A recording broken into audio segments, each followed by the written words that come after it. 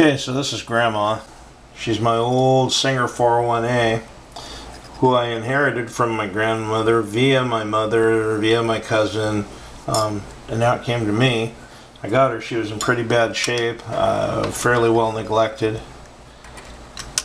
She works like a champ. I've oiled her up, replaced some of the rubber parts that were shot, like the feet. What you just saw there, that's how you used to have to thread up a needle.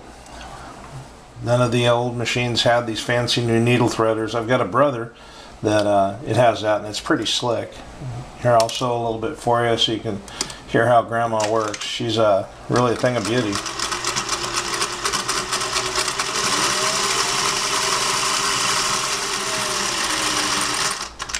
I mean, she just sounds smooth. No thread cutting, nothing like that. And this is what you get out of it. Not a bad looking stitch.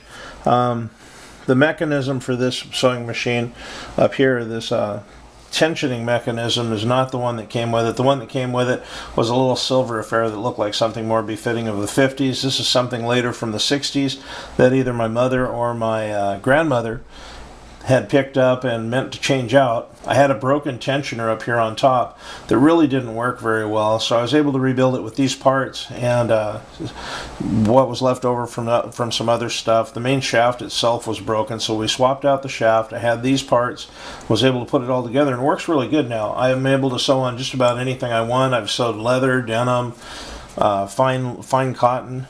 She does a really good job sewing pretty much anything. And I've got just about every attachment you can think of for it. Okay, here's a look at the drawer on top. You can pop this open, and it's got a list of all the stitches you can make with these two knobs. You can turn them and make whatever stitches you want. Mostly I just use the BL, which you can see right here is the Zig Zag Stitch. If you look down inside of it, there's room down in here for a cam. You can put cams inside this deal here, and it'll give you all sorts of fancy stitches. Much fancier than anything I'm ever going to use. You have your old-fashioned transmission here. This is reverse, fast, and then there's a detent here in the center for super fine stitches. Most of the stuff I sew, I don't need it super fine. Of course, you have an old-timey bobbin winder. Sound effects are no charge.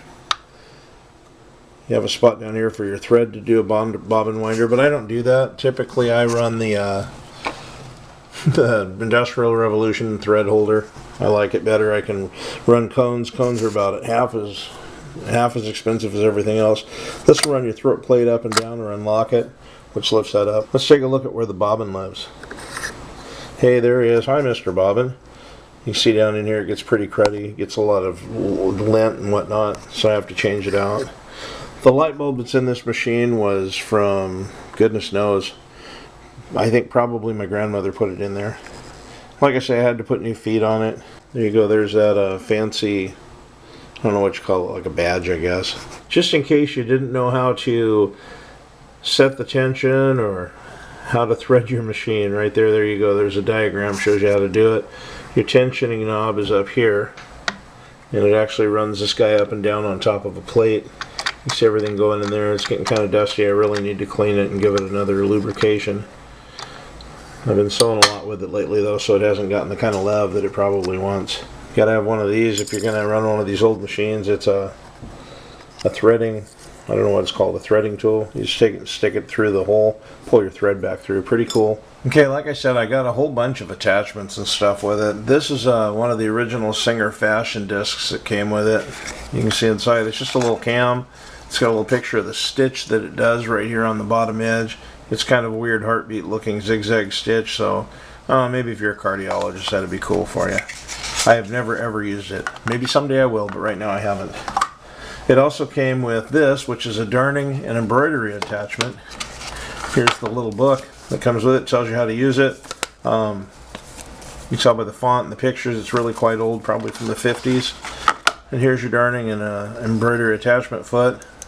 It kind of bounces up and down. So if you wanted to do some hand or machine embroidery back in the day, this is how you did it. Thank God now we have computers, and the computers will do a lot of that for you, so you don't have to really think about it. This box, this is amazing. This is like King Solomon's tomb. I don't even know what half this crap does, but it's in here. I mean, you know, it's got all sorts of funny foot edges. It's got a safety pin from the 50s. Hey, baby, here comes the safety pin. This is no doubt for a quilting attachment, which I do not seem to have. I don't have a walking foot for this end of it. I have edgers, I have all sorts of other crap, but no walking foot. I ended up buying a walking foot on eBay. Looks like this. They actually still make these stupid things. Albeit probably came from China. It's got your quilting guide over here on the side. You line it up with your stitch and chuck, chuck, chuck. This little fellow right here just walks everybody around. Pretty slick. I use it when I'm sewing patches on leather jackets and leather vests. Very cool. It even came with the original toolbox. This is the original toolkit that it came with. Here's the manual. Shows you it's a Model 4.1. It's got my grandmother's writing on it. It's a slant-o-matic, meaning the front was slanted rather than being a straight up and down. This is copyright 1957, so it's obviously older than I am, being the young spry buck that I am. Gives you all the how-tos and hints, and really kind of neat. It's got an index on the back. Alright, let's look inside of here. What do we got? We got this thing. I don't even know what that is. This is kind of neat. I used this a lot when I first set the machine up because I didn't know how to sew. This is a seam guide. Yeah, there's seam guides on the foot plate, but the throat plate, but this is also a seam guide, so you can set it up for whatever you want and you'll have a perfect edge. Kind of neat. Not something I use a lot though. Here's a small I don't know what kind of foot it is. Some kind of foot for the machine. I'd have to look it up in the book. You can see that the bobbins lived in here for a long time. Oh, hey, look, there's more stuff. Hey, more fashion discs. You got round seams, you got curly seams, screwdrivers galore, a small darning foot. I mean, there's a treasure trove of stuff in here I don't use. This is for making your own edging. I've never tried it, but it looks like it would be intensely complicated. I have several alternate throat plates, depending on the foot you're going to use. I mean, every attachment that was made for this machine, I think, was captured at some point in time and lives in this box. The trick, after you use some of this stuff, is getting it to go back together so you can close the box. But I'm getting pretty good at it. Mostly I use the machine in one configuration, and that's for sewing or quilting or sewing patches on leather jackets. Although I do make things from time to time, I'm not a big fan of fancy stitches. I don't think anybody is since the 60s. One of the attachments that I absolutely love is the Buttonhole Er. This is a Singer brand buttonhole er, probably from the 60s or early 70s. It does automatic buttonholes. You can see it's a stitch attachment. It's a whole machine in here. Here's the little booklet.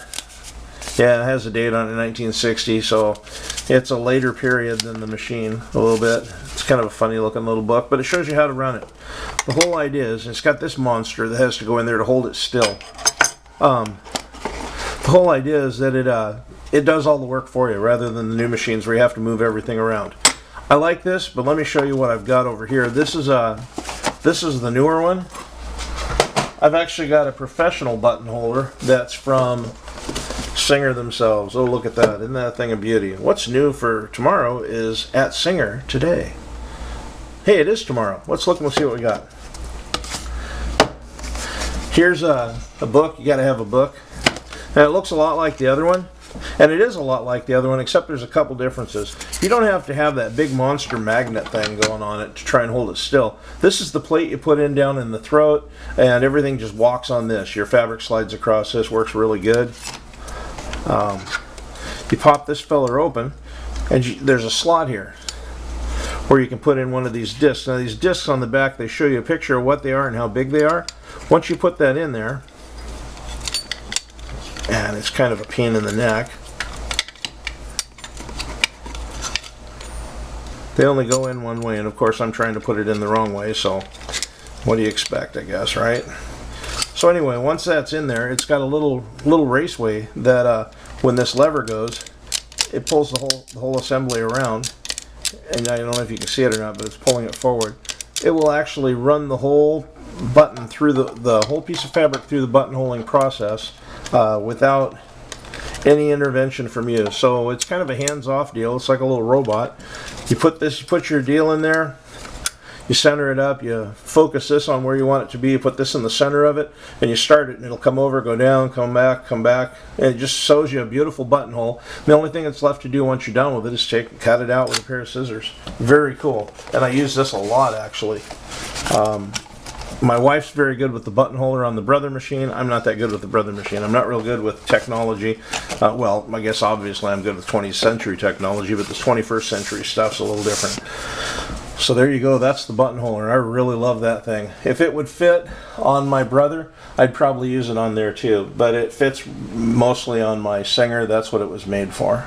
Now that the buttonhole Er's mounted, I've put a cam set in there that will allow me to make a 15/16 inch hole. I bought a new flag for the front of the house and it didn't have the hole in it, so I needed to put a hole for the loop to go in. So I put a 1-inch buttonhole on it, and now the flag's hanging up there with a wire tie through it. Looks pretty good. Okay, now that everything's mounted, the cam's in, we're going to put a buttonhole in this piece of denim, this piece of scrap denim I've got left. Let's put it underneath the foot, make sure the threads stay out of the way.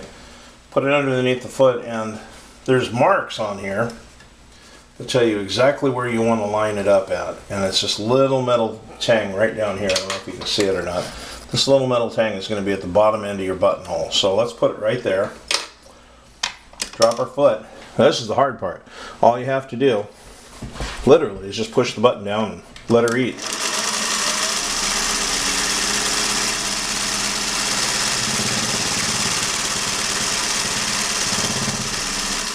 Okay, there's one pass, but it's not very sturdy. It's a Zig Zag satin stitch.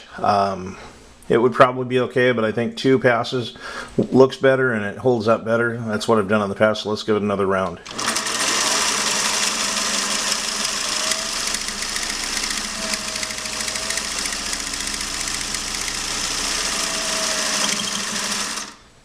Okay, there you go. It's just that easy now. I'll get the needle out of the way. Raise her foot up. Give her the old snipperino. There you go. There's your. There you go. There's your buttonhole sewn into there. The next part is to take the scissors, and you can do it with embroidery scissors. Cut through this section, cut it out. I like to use these ginormous scissors I got at Goodwill for $2. For $2 you wouldn't expect them to be very good, but they've held up remarkably well. So I'm just going to put it up like this. Give it just the tiniest little cut just to get it started. There we go. Now we've got it started. And I accidentally cut off to the side. You don't want to do that. Good thing this is just a demo, right? So you cut that part and look, hey, you've got a buttonhole. Go in here and clean it out a little bit, just like that. It cleans up. You've got a really safe little buttonhole there. You can put whatever you want into. Okay, so the buttonhole is attached. You can see right here, this is the arm that makes it go up and down and actually drives the foot mechanism back and forth. It rides around the needle set screw. So once you get that on there, hook it up just like you would a normal foot. Over here you can change the speed and the width. Same with back here. There's all sorts of settings. It's very adjustable. I've got it set where I really like how it works. This little scale here at the front gives you an idea how far out you are. As you can see, there's a special base plate under it. Let's pop this rascal loose and take a look at the base plate. You don't want to use your normal base plate because the feet will actually fight you on this when you're trying to do the buttonhole, because the feet are going to try and drive it forward the whole time, but we don't want to drive forward the whole time. We want the buttonhole to be able to handle the side to side, left, right, up and down, all that nonsense. Alright, there we go. Now you can see that plate.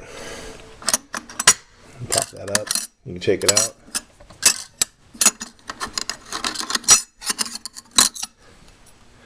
There you go. It's just a little piece of metal, pops right in there. But this gives the fabric the ability to slide back and forth on it. Yeah, you should subscribe now.